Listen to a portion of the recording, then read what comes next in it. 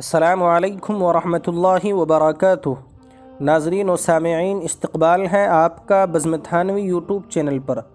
ناظرین، آج ہم آپ کو بتانے والے ہیں کہ مذاہب اربعہ، مذہب حنفی، مذہب شافعی، مذہب مالکی اور مذہب حنبلی کائنات کے کس کس خطے میں پائے جاتے ہیں اور کن کن ممالک کے اندر کس مذہب کی زیادہ رجحانیت ہے۔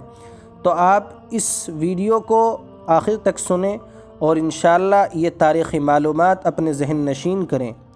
مذہب حنفی بغداد، مصر، حجاز کے بعض حصے، یمن کے بعض شہر، Rome, Turkey, Balkh, Bukhara, Samarkand, Isfahan, Shiraz, Azerbaijan, Jurjan, Tus, Khwarazm, Kerman, Bistam, Astarabad, Marghinan, وامغان، افغانستان، ترکستان، ہندوستان، پاکستان، برما میں پایا جاتا ہے۔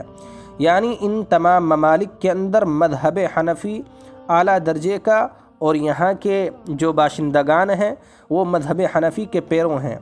مذہب شافعی توران، بعض اطراف خراسان، بعض اطراف ہندوستان، مالابار، انڈونیشیا، حجاز و یمن کے اکثر شہر چین میں بھی مذہب شافعی پایا جاتا ہے۔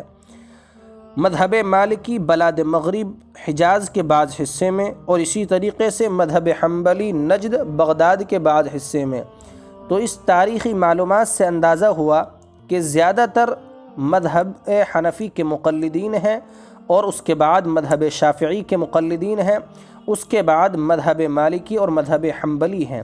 بہرحال اگر آپ کو یہ تاریخی رپورٹ اچھی لگی ہو تو اپنی پسند اور ناپسند کا اظہار کمنٹ باکس میں ضرور کریں، اور اگر آپ ہمارے چینل پر پہلی بار تشریف لائے ہیں تو چینل کو سبسکرائب ضرور کر لیں۔